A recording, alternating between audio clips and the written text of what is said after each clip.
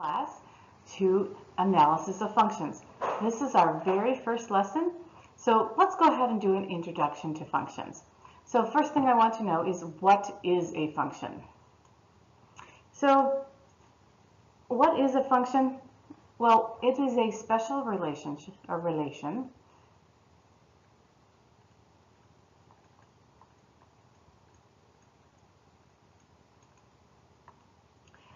that for every element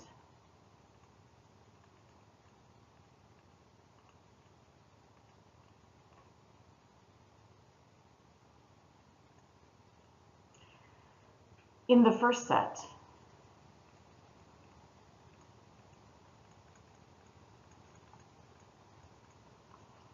there is exactly one element. There is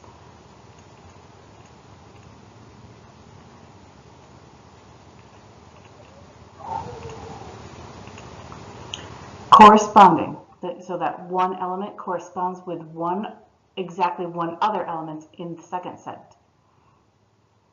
So, corresponding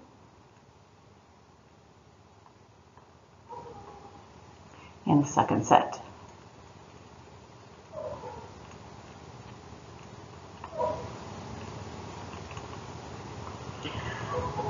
So now I gave you the relationship or the definition of a function with a word that maybe we don't know, and that is relation. So let's take a look at what a relation is. Relation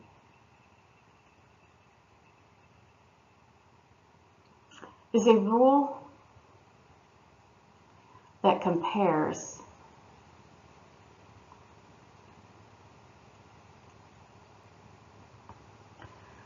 one set to another.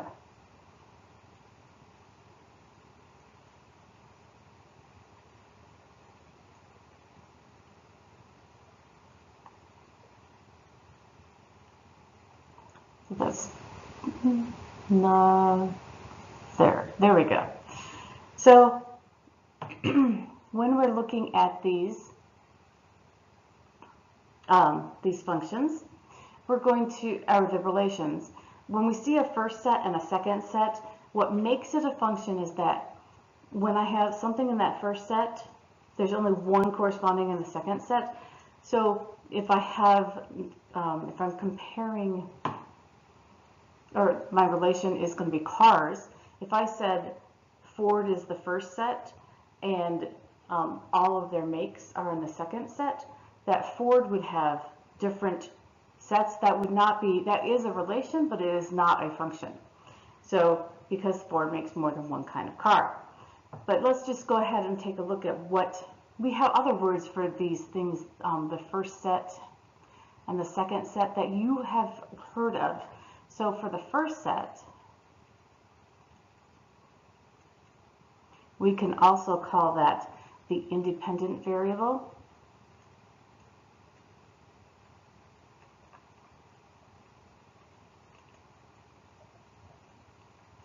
And we can call it the domain.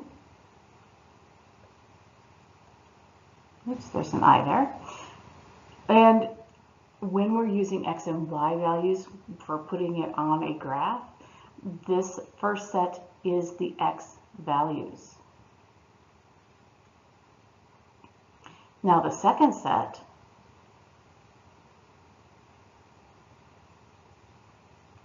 is going to be the dependent variable.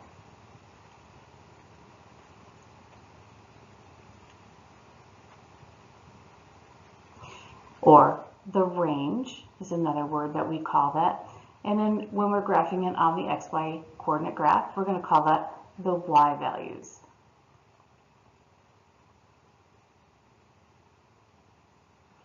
So let's take a look at a couple examples. So now we're going to name the domain and the range. So let's first do the domain. Remember, the domain is the first set, or it's the x values. So we're going to list all of the first sets of each of these ordered pairs. So our domain is going to be, and we're going to use these squiggly brackets to indicate that it's a set. It's the set of the numbers 0 and 10 and 20 and 30 and 36.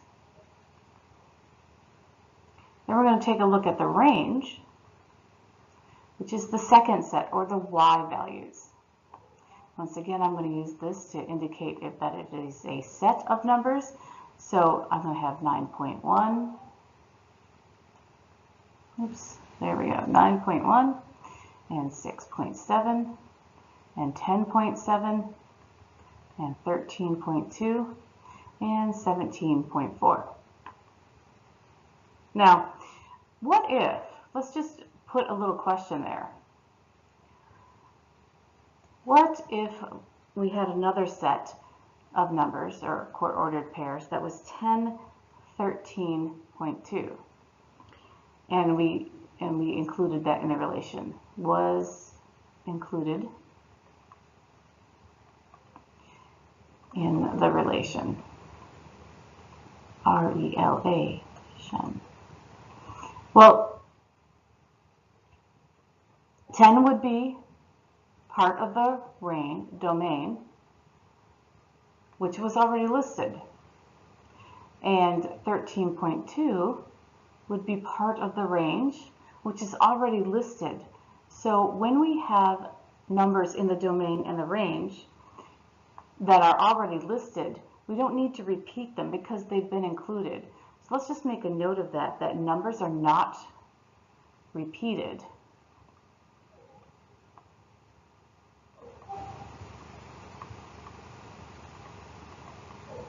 So they're not repeated when we're just listing the set of the domain and range.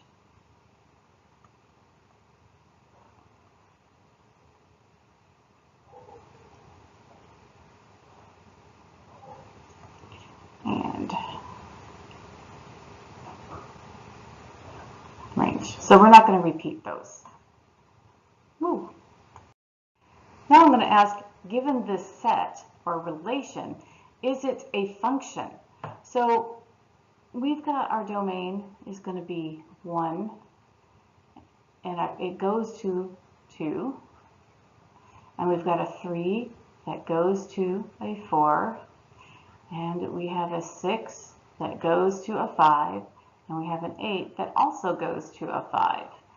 Well, as long as these numbers are not repeated, we'd say, yes, this is a function. But let's take a look at this next one, where we have our domain and our range.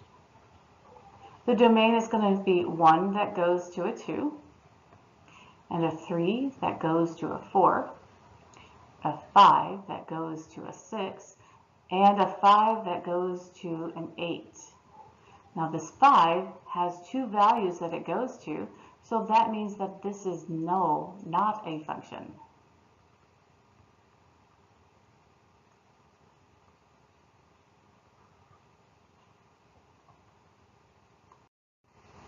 One of the things that you're going to be asked is an equation. Does that represent a function? And some equations do and some do not. So we need to know how to know the difference. To do that, the process that we're going to go through is the first step that we're going to do is to solve for y. You'll have x's and y's in your equation. We want it to be something like y equals, and then we'll have the rest of the equation there. And then we'll determine from that equation if there's exactly one,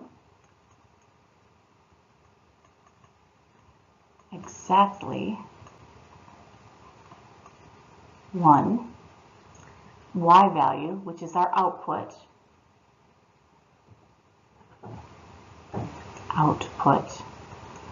for each x value.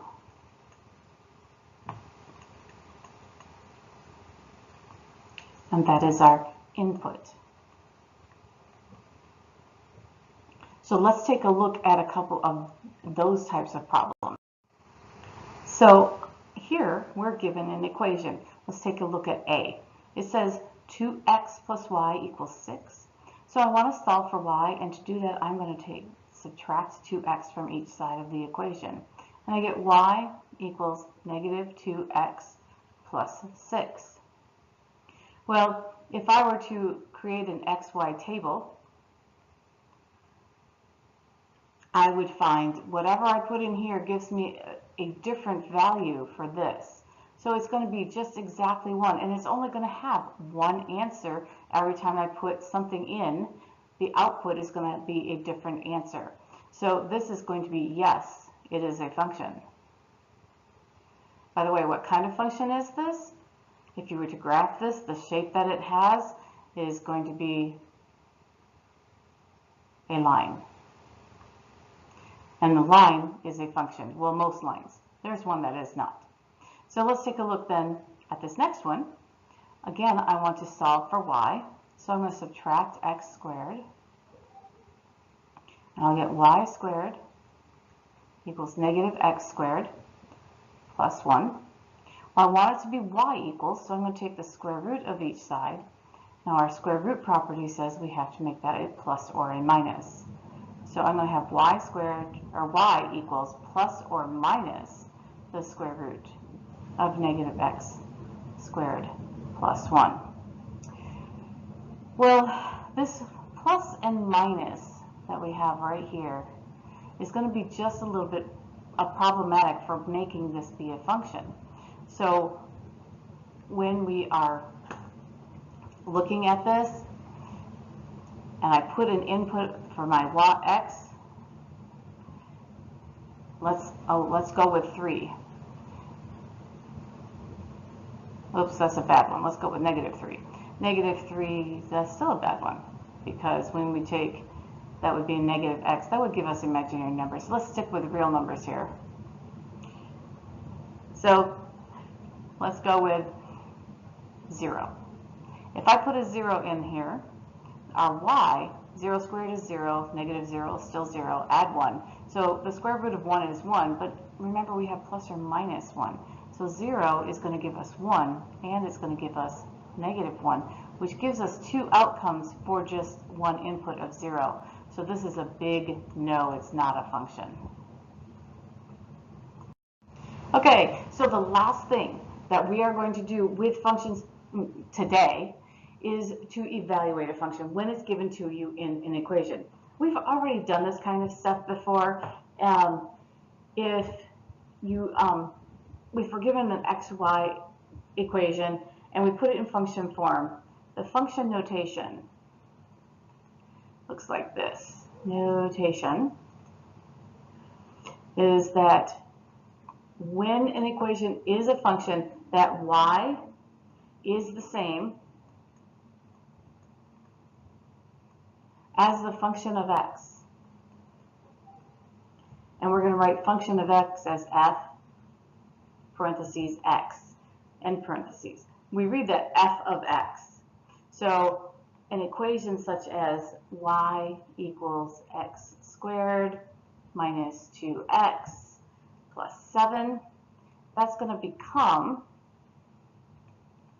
f of x equals x squared minus 2x plus 7. So if I'm going to evaluate one of those, it's like, what is the output when we have an input of something? So if I wanted the input of negative 1, I would put that in for x, and I'd have negative 1 squared, oops, minus 2, where'd my 2 go? Come on, 2, there it is, times negative 1 plus 7. So negative 1 squared is 1, negative 2 times negative 1 is 2, and 7 is added to that. All of this gives me 10. So the function of negative 1 is equal to 10. Now I'm going to have you guys, I'm going to show you a couple more examples of this on the next slide, and then you'll be done with this lecture. All right, so let's do a couple examples here. I've got f of x, I gave you the same one, x squared minus 2x plus 7.